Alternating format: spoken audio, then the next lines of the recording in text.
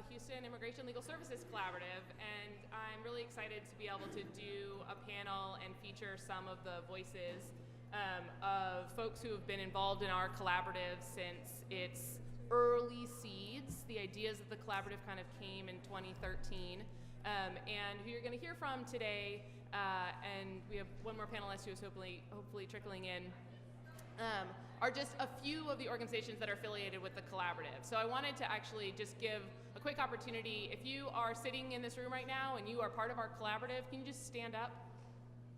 I don't know who's in here right now.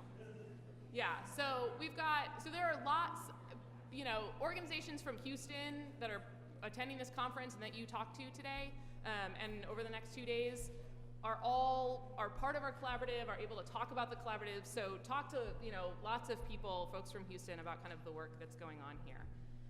So the next panel is going to focus on kind of other models of whole community responses to organizing various stakeholders around immigration work, and we're going to focus specifically on Houston. And I want to start just by sharing a little bit of the background, right? So the seeds, as I mentioned, the seeds of the Houston Immigration Legal Services Collaborative were planted in 2013 when comprehensive immigration reform bill was sort of on the table. People saw a new admin relief legislation possibly coming down the pipe, and folks in Houston, both the service providers and the funding community, kind of came together to start having some conversations about, we anticipate that there is going to be a flood of increased demand for services from nonprofit legal services providers, and we know that we're already coming nowhere near to meeting the demand of what low-income immigrants need for legal services in Houston. Our best estimate is we're maybe meeting about 20% of the need. So how can we start to organize ourselves in order to think about building capacity? And so the vision that the collaborative has basically is that no Houston immigrant goes without legal assistance when navigating the complexities of the law or in front of a judge at Houston Immigration Court. And the mission is really to create a coordinated system of services, both legal and non-legal, to assist low-income immigrants and to be able to kind of make the best decisions for themselves.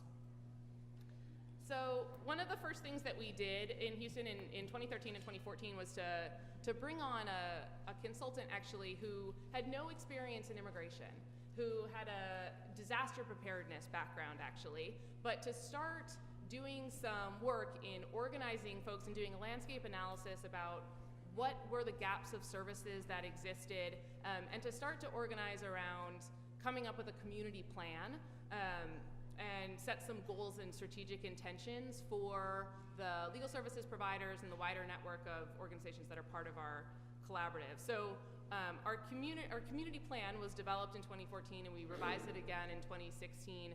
And we basically we have four kind of big areas that we work in. We work in thinking about the collaborative's organizational development, and that's kind of what we need to be as an organization in order to support all of the organizations that are part of us. We think about building legal services capacity, and we'll talk more about this with our panelists. We focus on the third section is around access to services. So how do we improve immigrants' ability to access legal and non-legal services that may be ancillary to their legal needs? And then the fourth component is around communication. So the collaborative strives to be a source of timely and accurate information for stakeholders and also for the clients of nonprofit legal services providers.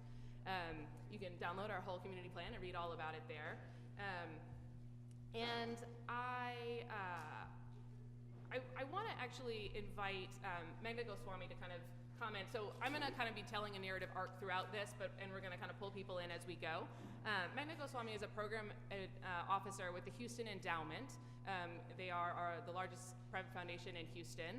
And Magna was really instrumental in kind of the early days of the collaborative. And so I want, Magna, for you to kind of comment a little bit to help set the stage about kind of what these early conversations were about and the role of the funding community in kind of the early days of the collaborative. Sure. As Kate mentioned, my name is Magna Goswami, and I'm a program officer at the Houston Endowment. We are a private foundation based in Houston, We are a broad-based funder, and we give out anywhere from $75 to $80 million a year in the greater Houston area. And as a foundation, although we've been funding immigrant communities for many, many decades, given that Houston has one of the largest immigrant community in the nation, around 25% of our population is first-generation immigrant, I'd say we did not have an immigration focus for a long time. As Kate mentioned, in 2013, we had a funder affinity group called Grantmakers Concerned with Immigrants and Refugees, who was here, and they held a broad-based community conversation around whether Houston has the capacity to handle the needs of the legal services needs of immigrants. And that was when I remember Cynthia Colbert, who's the head of Catholic Charities, which handles a vast majority of our cases, stand up and say that we turn away a huge percentage of the eligible clients who are coming to us because we don't have capacity.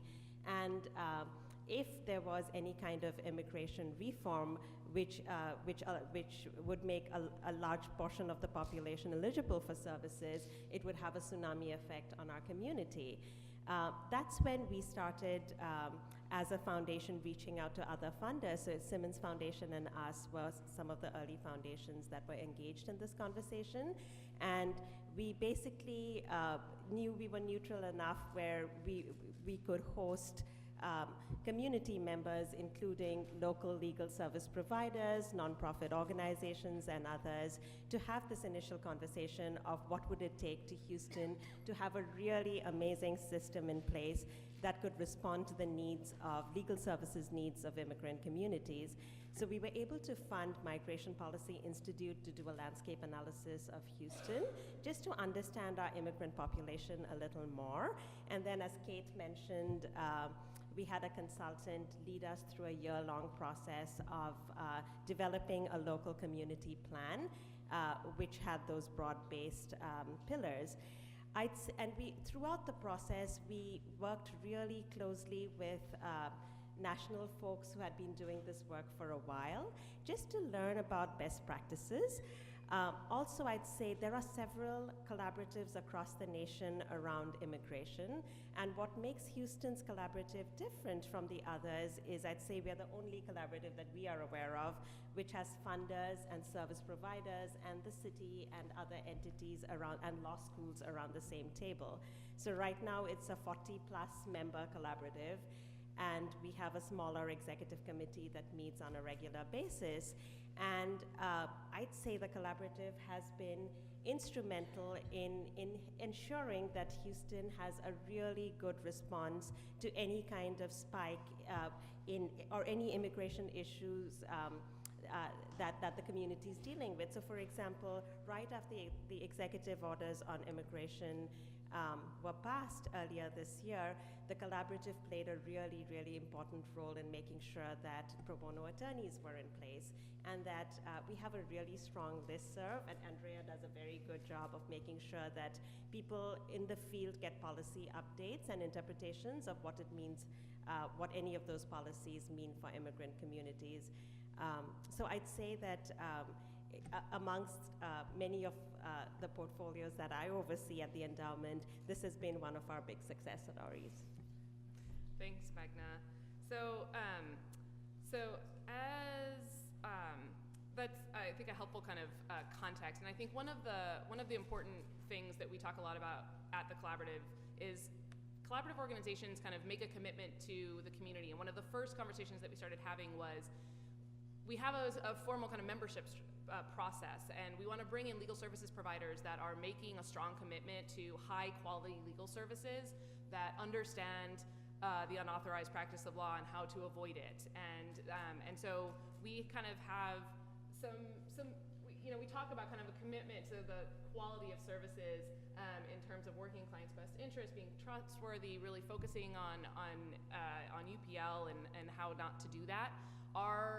The organizations that are part of the collaborative in terms of legal services range from everyone from Catholic Charities, which is a very mature organization with a lot of immigration attorneys on staff to small organizations that do not have attorneys on staff and are BIA recognized, now DOJ recognized, and we'll hear from one of those shortly. And so part of our commitment to the community is that the collaborative is kind of vouching for organizations and the quality of the services that they provide in terms of being trusted providers of legal services. So that's part of the systems that Magna's talking about. So I just want to hit on a couple of things kind of within this kind of organizational development framework, this goal of what we've done in terms of being a strong organization in Houston. So we are not an independent 501c3. We're a supporting organization that falls under a community foundation that provides some of our back of the house HR and accounting services, which has been huge in freeing up our very small staff, which is myself and Andrea Guten, our legal director, to be able to focus on the important work of organizing on the ground. Andrea is a legal director position, which was a new position that we brought in 2016, and the collaborative basically ran with the support of an executive committee, and then I was a consultant for a while, and we had another consultant that I mentioned for the first couple of years. But having kind of those external voices that weren't housed within any one individual nonprofit that's affiliated with the collaborative, I think was really important in those early days to help folks establish trust and not feel like any one organization service provider was kind of owning the whole process, right? We focus on building new local funders and growing our collaborative membership always. So the central work that we do is around building, and has been, is around legal services capacity building. And I'm not going to go through all of the things that we did, but I just want to highlight a few things that we've done over the past couple of years. So we do a lot of connecting, right, through our listserv, through sharing information for providers to connect with training opportunities and just information that they need in order to do their work better. We are delivering on the DREAM Collaborative site, which meant that we we were actually the grantor of $426,000 for local organizations to do what was then education and outreach around DAPA and expanded DACA, but also some other legal services. So that's a process that we go through, and we can ask questions about that.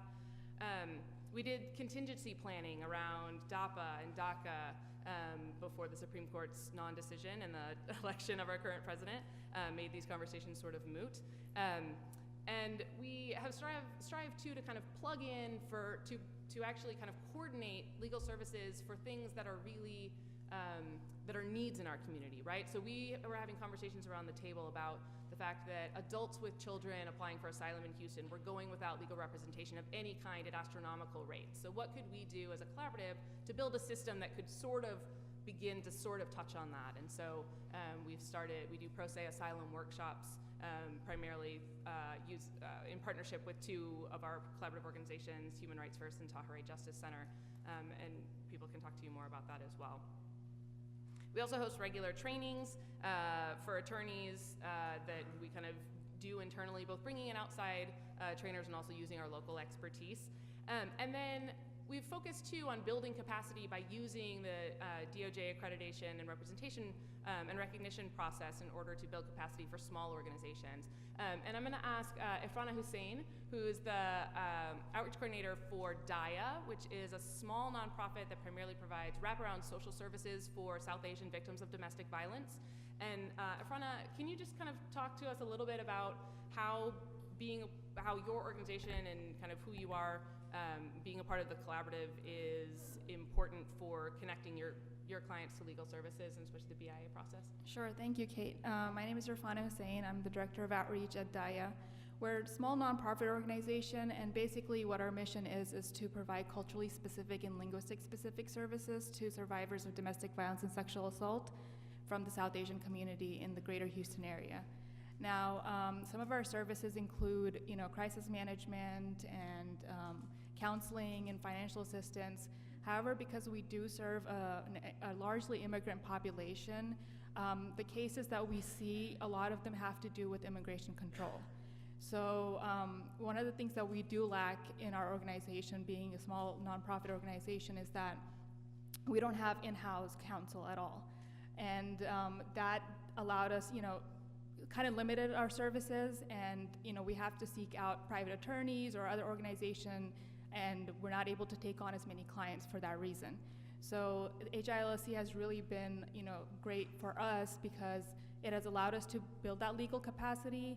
And one of the things that came out of our membership and our partnership with HILSC is that one of our staff member has been able to get the BIA certification, which means that we're able to work with our clients from the beginning, kind of counsel them on the process that they're going to have to go through in order to, whatever the case is for their immigration status. And we're able to fill out the forms, navigate through all of the different complexities before we're able to hand out over, to somebody who can provide that signature or that counsel through HILSC. So for us, we were not able to do the legal capacity building that we wanted to and provide that support that was really, really needed because of the complexities and the specificity of the immigration issues tied to, with our clients. A lot of them are in a situation when they're not able to pay for private attorneys, and a lot of our cases are related to immigration abuse because they're on a dependent visa and their abuser is the one controlling their legal documents and their legal status here in the United States. So for us, it's been an awesome, awesome collaborative. Thanks, Irfana. That's great. I want to talk just briefly about the kind of the access to services work that we've done. There's a lot that kind of falls under this category, but this idea of how do we build systems that make it easier for immigrants to access legal services. We have an ongoing project around figuring out how to have a more streamlined and coordinated screening and referral process. What we see right now is that clients kind of bounce from organization to organization. They might, start at DIA or start at Catholic Charities, and Catholic Charities doesn't have the capacity to take that particular client's case, and then they go to the YMCA, and the YMCA maybe doesn't have. So they end up kind of doing multiple intake processes at various organizations. So we're working. This is an ongoing project with this conversation about how do we make that process better with the help of collaborative partners and everybody kind of thinking about that project together. Another big area in this is combating Notario fraud, which is sort of the opposite of access to services, right? It's kind of how do we as a community think about helping people not access the wrong services, so that's a big project as well. And then we one of the first big topics that came up in the collaborative conversations was around mental health and the lack of capacity for clients with complex immigration legal needs, especially around asylum, U visas, VAWAs, and who needed forensic health evaluations as part of their application for status, and the fact that there's just not enough bilingual counselors in Houston in order to provide that services. So we ran a pilot project with a local mental health provider in order to kind of experiment with a model that might help with that need. Again, that's an ongoing conversation. And I think the other important component within this kind of idea of access to services is the role of our non-legal service provider partners, and especially our organizers. And so I'm going to invite Mary Moreno, who's the communications director for a statewide advocacy and education organization called the Texas Organizing Project. You've seen their teal shirts in front of lots of microphones. Mary and Top are a really important component of the collaborative. And Mary, would you just kind of talk to us a little bit about the role of organizers and kind of how you see your organization kind of fitting into the collaborative and thinking about kind of this access to services idea? Yes. Thank you. Is it on? Okay. So I thought I would start by telling you a little bit about who TOP is. We were formed in 2009 in Houston, and it was created out of a need to give more power and amplify the voice of low-income Texans. In that year, 2009, it was a year after Hurricane Ike, and there were a lot of blue tarps in a lot of very poor neighborhoods, and they were being neglected by the city. They were not being helped to repair their homes, and so that was our first big fight, was to get the city to help individual homeowners and not just developers. And since then, we've expanded to Dallas and San Antonio, Bexar County and Dallas County. And we organize around 5 different campaigns: immigration, criminal justice, jobs, neighborhoods, and education. Our theory is that if we can get these 3 centers of population to have a more progressive, more responsive government, we can then change the state. So we organize around the issues in mostly in Black and Latino neighborhoods. And then also to grow their power, we also engage very robustly in elections. So last year in Harris County alone, we helped turn out more than 200,000 voters. So this is knocking on people's doors and actually getting them to the polls. We'll do anything, whatever barrier they have, we'll help them overcome, whether it's needing a ride to the polls or like not, if they don't know where their polling location is, whatever question they have, we help them get them there. And so that helped us turn Harris County last year. We elected a new district attorney, a new sheriff, several new judges. It was really a big turnaround for the county as far as having more progressive criminal justice system, right? So we've already done the bail reform, some diversion programs. There's a lot coming down the pipeline. It's really exciting. It's all about decriminalizing poverty. And on immigration, we really became involved when President Obama passed the DAPA, the second one, the one that never came through because it was stopped in the courts by our governor.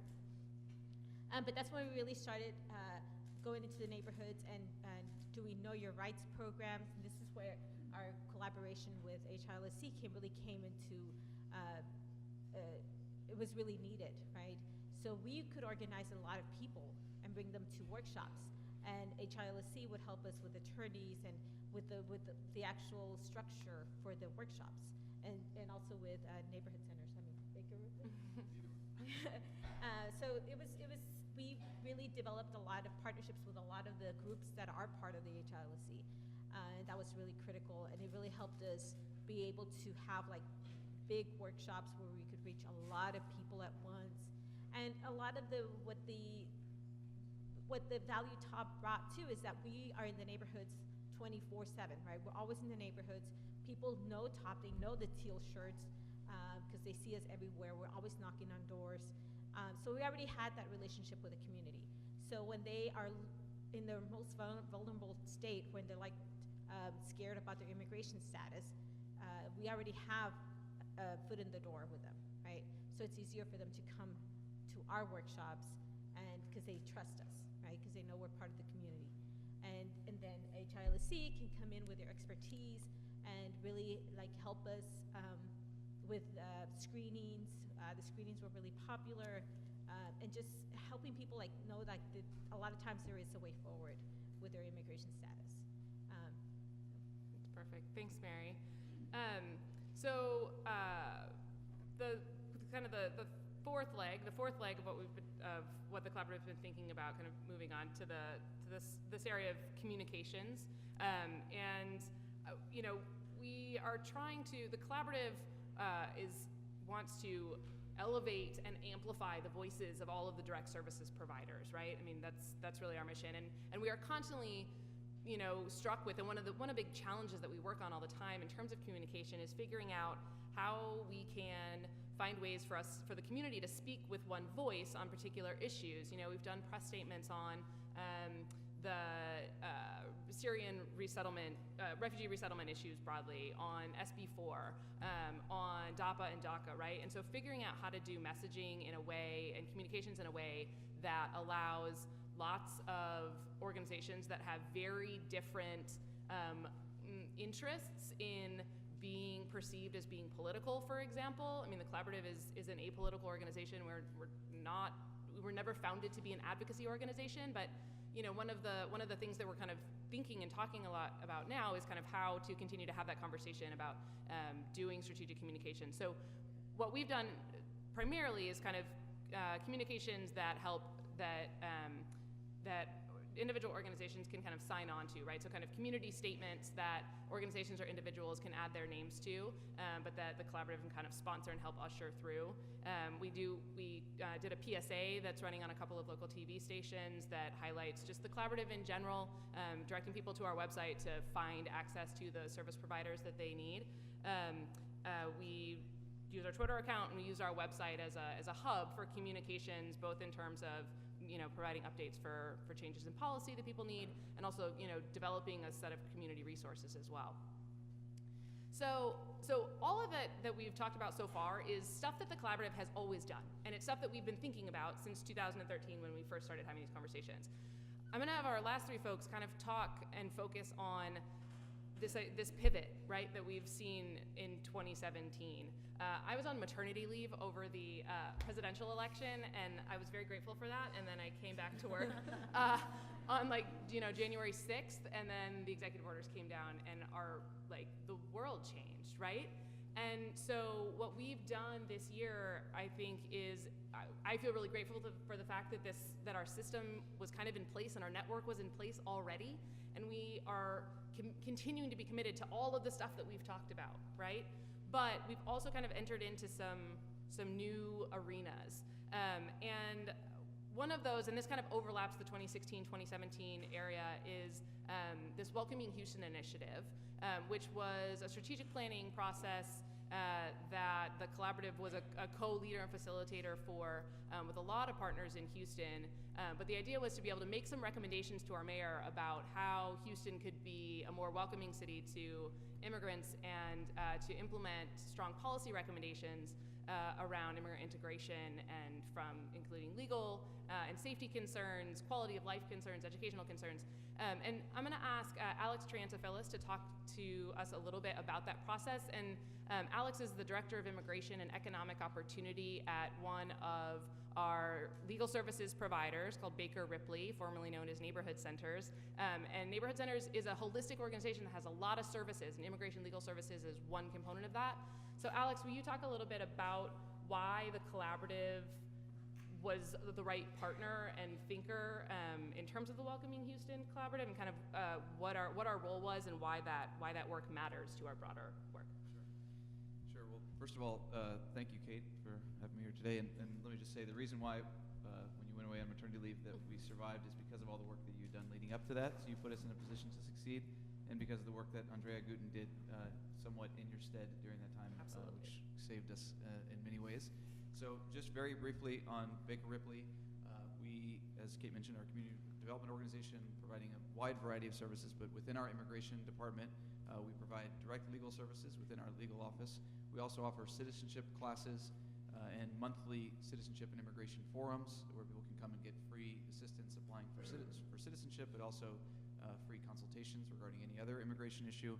And we try to also remain flexible in providing other services and conducting other activities as community needs and opportunities arise.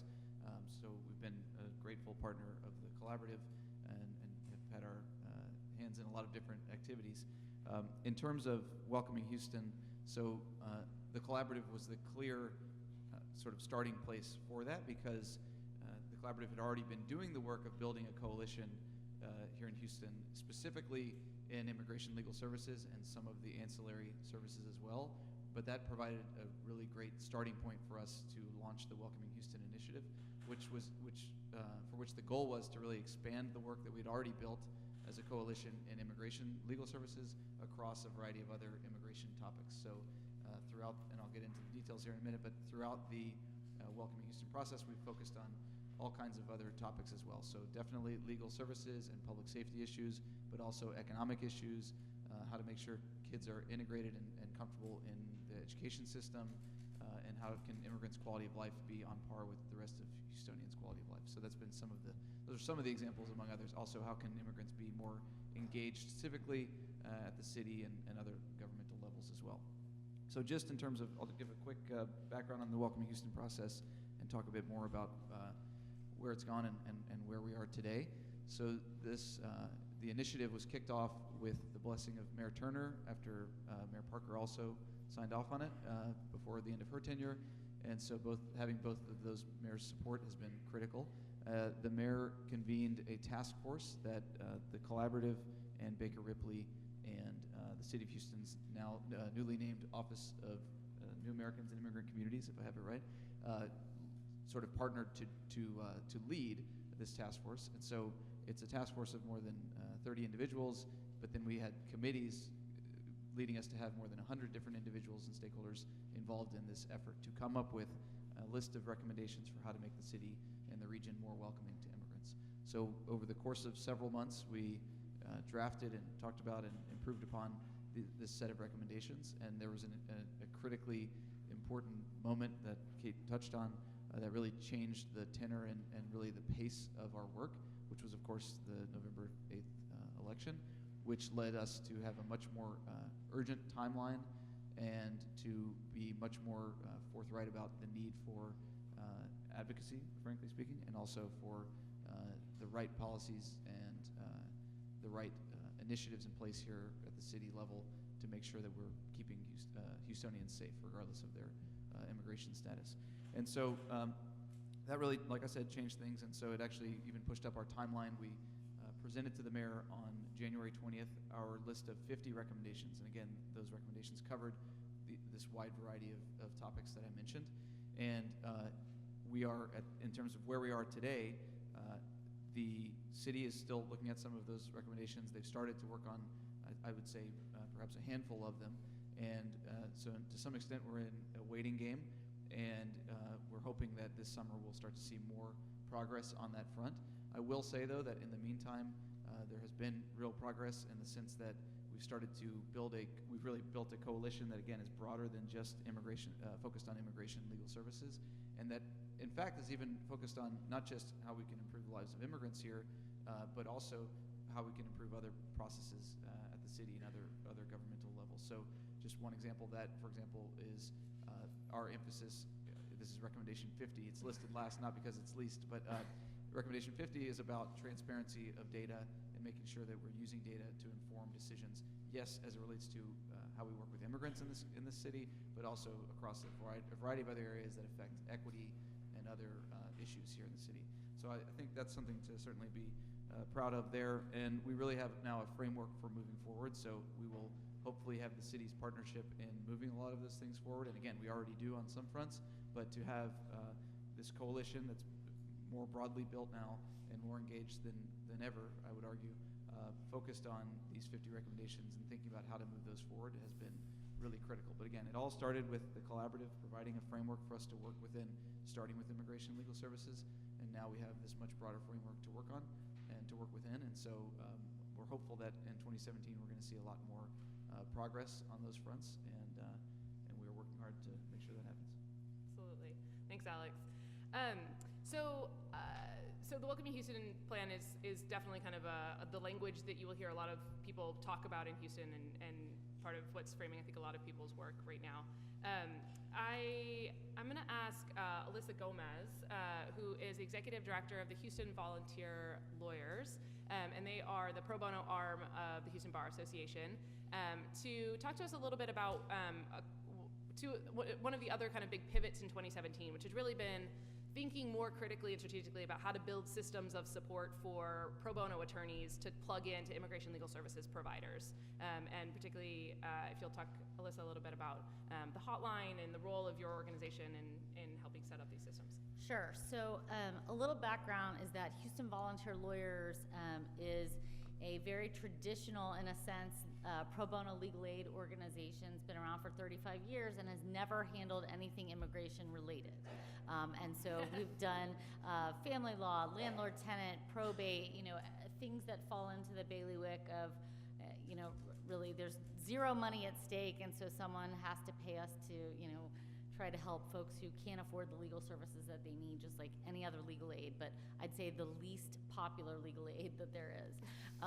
And we were asked to become part of the collaborative at the very beginning, I think in part to bring what we could, which is the capacity of having a reach to a 12,000 plus member bar association, of which we have about 4,500 active volunteers through Houston Volunteer Lawyers. It's a huge army of attorneys, in a sense, to bring to any one problem.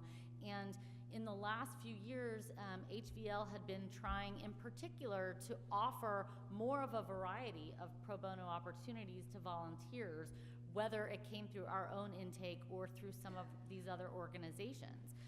In part because it's important to keep volunteers interested so that they will continue to come back and give and give and give and sort of get hooked on pro bono and that experience. And so these things sort of had a confluence at the right time. So we were part of this collaborative from the beginning, and one of the other things that HVL is good at is sort of high volume pro bono experiences. So we see in our legal clinics over 6,000 people a year for intake, and we refer about 1,200 individual cases a year to pro bono attorneys to handle longer terms. So we're good at handling sort of large numbers of clients and sort of keeping tabs on all those ongoing cases and handling volunteers and making sure they have the support that they need to do all of that work simultaneous to each other. And so when the immigration, we had this collaborative in place, it allowed HVL to tap into a new network that we'd really never been a part of or had really a need to be a part of, other than informal sort of, well, I think if you have a violence-related immigration issue, we know you should go to Tahrir Justice Center. And other than that, not really knowing what everybody did, being able to make really specific and more individualized and more personal referrals has been really important to us, because we do legal clinics on a walk-in basis, and people come in often with family law issues that are highly related to immigration. And so knowing, just having more education for our staff makes that important. But to answer your specific question, earlier this year when the executive orders came down, I really felt like the collaborative, having everyone in place, knowing for several years now who was good at what, everyone came to the table and said, here's what I'm good at, let's put this together. I don't want to do what you do well, I don't want to do what you do well, but let's just do the best we can together. And so HVL sort of said, well, we don't have a lot of immigration expertise. In fact, I would say we're down to 2% in terms of expertise. But we're really good at systems, we're good at handling large volumes of volunteers, and we have a mailing list that's really, really big. And so when there was a need for attorneys at the airport, what HVL did was create an online sign-up ability, which we do all the time for our legal clinics, but prior to that, another nonprofit in town had been using an Excel spreadsheet to try to keep track of all the people wanting to volunteer by email. And so just to say, hey, we have this existing computer system, click this link and sign up for the shift that you want, so that 30 lawyers don't all show up at the exact same time with nothing to do, was really helpful to the actual process, even though we brought no immigration assistance to it. And so, but having other collaborative members who said, well, we'll send an immigration expert to XYZ shift to back up the volunteers. And so between volunteers and then subject matter experts, we really were able to build that capacity. So instead of having Catholic Charities, Tahrir, YMCA, and others send all their staff attorneys on rotation to the airport, which there's no way they could do, and not neglect their ongoing services, we were able to really tap into pro bono lawyers. When we posted that initial sign up for the airport, we had 330 volunteers in 6 hours, which was really tremendous, given that we can only place 1,200 cases in 12 months. So I was excited, and also bringing to lawyers something I think they were absolutely just hungering for watching the news. They were just, I'm sure it was true all over the country, but lawyers in Houston stepped up and did that too. So the other thing we set up, HVL was part of setting up, is an immigrant rights hotline. That was really, I think, really the brainchild of the collaborative. I don't even know how it started, probably Andrea. And so 5 of us sat in a room almost every day for 2 weeks and tried to figure out how to start a hotline, which was really quite fun. But it was Houston Volunteer Lawyers, the collaborative, the ACLU, Tahrir Justice Center, and Vincent and Elkins, who has a full-time pro bono counsel. And again, I feel like everyone brought what they were really, really good at. And so the ACLU already had a 1-800 number. And they brought the space to the table and really just some expertise in communicating out to people to report abuses or things like that. And HVL, again, asked volunteers who perhaps didn't get a chance to go to the airport, because thankfully that ended somewhat quickly, to come and man the hotline. So again, able to tap into pro bono lawyers. Andrea built this unbelievable script for volunteers who have zero immigration expertise to follow and answer questions on the hotline which essentially takes people and refers them to the correct agency. And it's a very sort of beginning, starting point to the hope, I think, long-term, which is to have some coordinated intake across the city. So it's at least helping people not bounce around to 3 places that were irrelevant from the get-go. I think that's probably perfect. it. Yeah, thanks, Alyssa. So I'm going to have Andrea Guten, whose praises everyone has been singing and everyone should.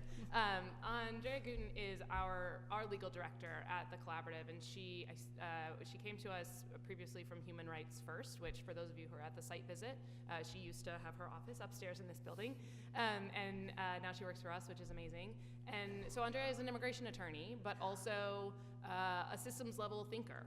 And so I think the tension also kind of around this pivoting of services and thinking about what the Collaborative is doing this year is around balancing the ongoing need for capacity building for individual organizations, and also kind of pivoting into plugging holes in direct services and rapid response. So Andrea, I want you to kind of clean up here and talk a little bit more about some of the other things we've done this year in terms of family preparedness, know your rights, trainings, the resources that we've developed. Sure. And I want just, full disclosure, I paid them to say all the nice things. So it has been difficult for the Collaborative and all of our partners, right, to pivot to the changing landscape post-election, post-executive orders, post-SB4, right? It's like every couple of days it seems like something new happens that needs to be addressed, right? So in addition to everything like the 2016 to 2018 plan that we put in place before the election that we're still trying to do, we're trying to help organizations that are responding to hundreds of calls from people who are worried about what this changes, worried about whether or not they can send their kids to school, worried about whether or not they can access certain services, what their rights are if ICE comes knocking on their door. So some of the things that we've done, both in reaction to the need from the community and in the case of the interest from pro bono attorneys at the airport, is create this hotline to be available as a resource so that hopefully instead of taking away administrative time from agencies answering hundreds of questions, they can refer folks to the hotline to answer the questions. We've also had a lot of requests from schools, from churches, for Know Your Rights presentations, to let people know what has changed, what hasn't changed, what their rights are. And that's really time consuming. I mean, if you think about it, like Baker Ripley, for instance, has 2 staff attorneys. They also have BIA accredited representatives, right? But they're doing the work that they have been doing, and then on top of that, trying to address these concerns. All of the nonprofits in Houston are being asked to do that. And so what the Collaborative has done is try and create, with help of Baker Ripley and others, sorry I'm picking on you guys because you're here, but a PowerPoint presentation that folks can use to give Know Your Rights. They've also created a Train the Trainers kind of presentation where we can go to schools, to other agencies like refugee resettlement agencies, and let the social workers, teachers know so that they can direct students or clients to the right organization and know just generally what their rights are, right? And it's a fine line when you're training the trainers between information and advice, because one of our other projects, as Kate mentioned, is preventing Notario fraud, preventing the unauthorized practice of law, because even well-intentioned, well-meaning people can give advice that sends people in the wrong direction if they don't really understand all of the context. So another thing that we've done is the family preparedness workshops. This is something that people in the community are really asking for, really worried about, because with the increased fear and increased risk of deportation, folks are worried about what happens to their children.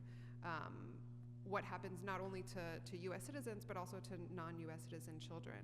So we've been putting together, with the help of Houston volunteer lawyers who bring that family law expertise, and other of our partners like Boat People SOS that also have family law experience, and the clinics, and Sela, and I see Brandon too, like with the child-focused perspective, putting together this workshop where we can have folks come in, do powers of attorney and consent to travel forms. Again, this is something, not to harp on the Notario fraud, but this is something that is another way for people to prey on immigrants, right? Like, this is kind of a quick, easy thing. Oh, pay me $100 and I'll write notarize a quick form for you that says your sister can have custody of your child. Well, that is not going to be valid. That's going to be worthless. And it's also giving folks kind of a false reliance. I think that, so these additional projects that we've been working on, like I said, they are add-ons to everything that the organizations are doing, and everyone's already at capacity, and this is sort of maxing plus capacity. And I think that that's still something that, Kate and I are struggling with, and I think a lot of our partners, right? To the extent that partners have a little bit of extra leeway, because some are just so grant funded with grants that tie their hands that folks really can't do anything in hours, right? Anything that they would contribute would have to be post-work hours. It's a difficult question. How do you transition to addressing these urgent needs, which in some cases are right outside of our experience? Like, what do we know about a power of attorney? Not really anything, but these are our clients, and so we have to find a way to shift them or bring in the resources to help address those issues. And I think that having the collaborative in place was really helpful for that, because otherwise, I don't know what we would have done, at least on the family preparedness side. Similarly on the Know Your Rights presentations, right? If one organization doesn't have the capacity to give them out, well, they'll refer them to us, and we'll send out a list or a appeal on the listserv to see who is able to go out, not only from our nonprofit organizations, but also like the American Immigration Lawyers Association, AILA attorneys that are part of our network that might be able to take on some of those presentations. I don't really have an answer though about what the best balance is, because I think that we're still working that out. And in the breakout sessions, if we're gonna, I don't know, if there's opportunity or in between, if anyone has figured it out, please let us know, or like dialogue to help us get there. Yeah. So I do want to make sure that we have a few minutes for questions. I just want to say one last thing about I think the next phase of our systems level conversations. We've just started these conversations about how we bring more capacity for providing legal representation for detained adults. We have 3 detention centers in and around Houston within 75 miles. 10% of them have lawyers before they get deported, and so we know that's a huge need, and there's really no capacity right now.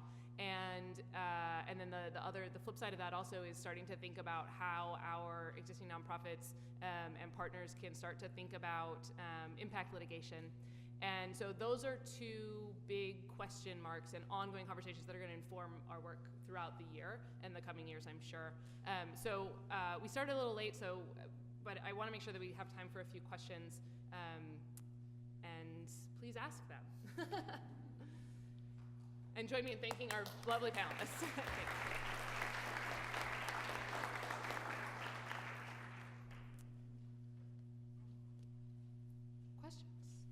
Come on, guys. Oh, good. Oh, there are microphones. She's walking to the microphone. Hi there. Thank you very much, everybody. I'm from Austin, Texas, and we're in the process of creating many different structures for meeting the need. We have a crisis hotline. We also have a whole legal services group with the nonprofit, so much less coordinated than you do. But we're getting there.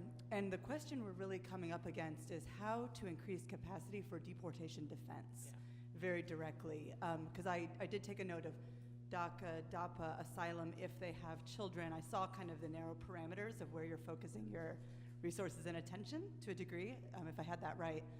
So what about deportation defense, and have you found that you're able to do in terms of those private attorneys and any kinds of trainings, maybe it's bond, like the pieces that they might be able to take on to relieve some of the pressure from the direct immigration attorneys? If you have any solutions for that you can give us, or any thoughts that we can bring back to our own communities.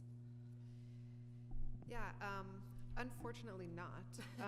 I think that we have done some trainings for bond, for habeas, but at least with the closest detention center, we also have to take in like the realities of the court and the way that the judges at the Houston Processing Center, at least, they kind of set bonds at a certain level, and that level isn't really going to change. And so the bonds of folks in detention maybe isn't the best thing for Houston, right, for detention, or at least not for that facility. Yeah. And then in terms of utilizing pro bonos, either at law firms or ALA attorneys, to go to the detention facilities where maybe you have to wait 3 hours to see a client, or you're driving an hour and a half to Livingston, it's also a big ask of people, or maybe not a big ask, but people perceive it as a big ask.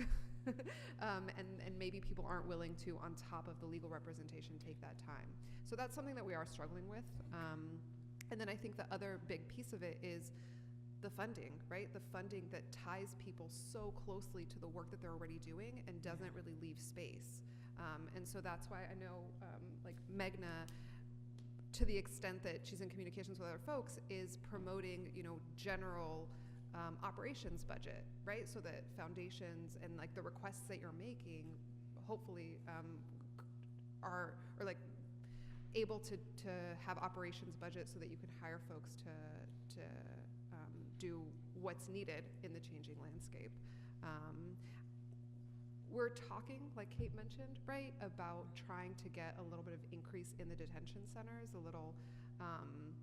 there's a couple potential funding opportunities to increase detention, but it is difficult, right? I think it's also difficult, like in Austin, you guys had raids, and so you had kind of more news and like a direct need, right? Like in Houston, the people in the detention facilities are some people from Houston that are being picked up and sent there. There are people who are coming in across the border. There are people who are coming from all over the nation and being transferred. So I don't know that there is, at least publicly, as much interest in detention inside the community there is, right? But publicly, there's not going to be the same interest from pro bono attorneys that there was for the hotline, or that there might be in terms of raids. Okay. I don't know if other folks have something to add. That's kind of a. Can I just make 2 quick points about that? And Kate and Andrea may have to correct me on the first one because I'm out of date. But the first one is that the Vera Institute of Justice is trying to create a network of cities that will work on deportation defense, and I think they're still working on it. And so we can even put y'all in touch with them. So that I think could be a helpful resource. And then the second thing is a general point that kind of applies to almost any of these issues in immigration that I always touch on, which is that immigration is in a constant state of crisis that people don't realize until there's a big crisis that gets news headlines. And so I would just encourage y'all in Austin to continue to communicate about the need for help with deportation defense until finally, the funders and pro bono volunteers and other folks start paying attention to it. It's very hard because it's not high volume. It doesn't lead to a lot of high volume services because the cost is so high to even provide representation for 10 people in a year, for example. But when you look at the data of I think it's 25 times increased chance of actually getting relief when you're represented by an attorney, I mean, that speaks for itself. So I would just encourage you to keep talking about it, keep asking this question, and go back to Austin and talk about it, there as well. And also, recognize and play up y'all's successes, right? Because your city council gave money, right, for defense. Like some of your organizations, I know American Gateways used to focus primarily on asylum and now have shifted to do more deportation defense. And for everyone who's in places that have limited resources, I think that recognizing and showing those success stories to say, hey, look, when you do give us the opportunity, when you do give us money, when you do funding, like this is how we respond, right? So that could be hopefully a way to leverage more funding. Great. Okay, thank you. This is very inspiring what you've created here. Thank you. Hi. Can you guys hear me? I'm really short. I want to echo that this collaboration and hearing all about it is something that's really inspiring.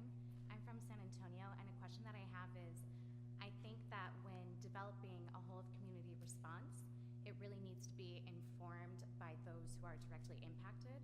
So by working in this collaborative, I'm just wondering if you guys have any mechanisms in place of how to identify those needs by talking to those who are most impacted. Like, do you guys have any systems in place to get that feedback, to really be kind of in that communication, so then the solutions and the needs are being identified by those from the bottom rather than coming from the top down? Such a good question, and I'm going to say we don't do that well enough, but I'm going to call on Mary to address that.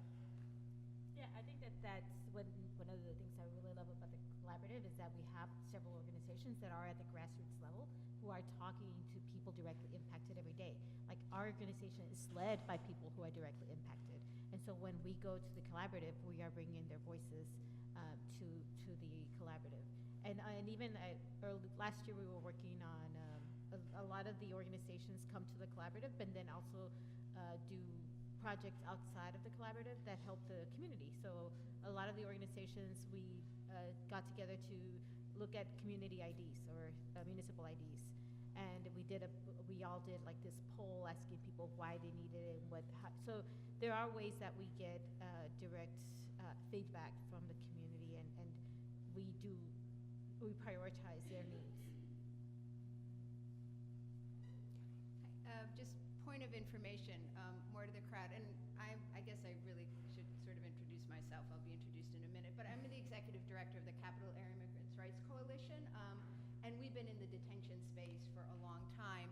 And to the question about sort of models out there, in a couple of parts of the country, they're beginning to develop universal representation models, which have been collaborations between, it's a public-private partnership. New York has one, and Los Angeles. And New York started with the Varick Detention Center in New York City. It was funded by foundations of basically private money. Then the city council put in $5 million, and this past, I think it was a couple of months ago, the state of New York has put in $10 million. And so every detained immigrant currently in New York State has access to an attorney. As we've heard, that doesn't solve every problem, but it's a step in the right direction. Los Angeles is also doing a similar project, public-private partnerships, the Vera Institute of Justice, their Safe Cities project, which is going to identify 10 pilot locations. So if anybody in the room is really interested in that, please come and talk to me, and I can hook you up with some people and actually with some funders that have been in that space. So it's just another, it's not necessarily going to fit every place, but it is another model that's out there bringing together public-private funding, because one challenge has been, at the end of the day, if you don't have money to do this, no matter how highest and best use everybody's doing, you aren't going to be able to serve more people.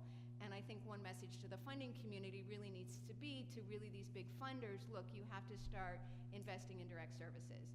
Integration has been great, but more and more people are being picked up. So anyhow, I'd be happy to sort of connect people into to those sort of people who are working in that space. I mean, Don definitely knows about as well as other folks in the room, but just wanted to give a shout out that is another thing that's happening in other parts of the country. Thank you, Kathy. And Houston is hoping to be one of those Safe City networks as well. So we are. And if I could just jump in real quick before it ends, assuming that everybody knows kind of like why immigration representation is so different, so important, but anywhere from 3 to 14 times more likely to win a case for individuals in detention if they have representation as opposed to if they don't. There's a lot of studies, including one put out by the Katzman. We'll share it. Yeah, we'll share it. Yeah, so we are totally out of time, and it's time for the next panel. Thank you to all of our panelists. These folks are around. There are a zillion collaborative members in the audience right now, and anyone from Houston can also talk, and so I look forward to continuing the conversation. Thanks.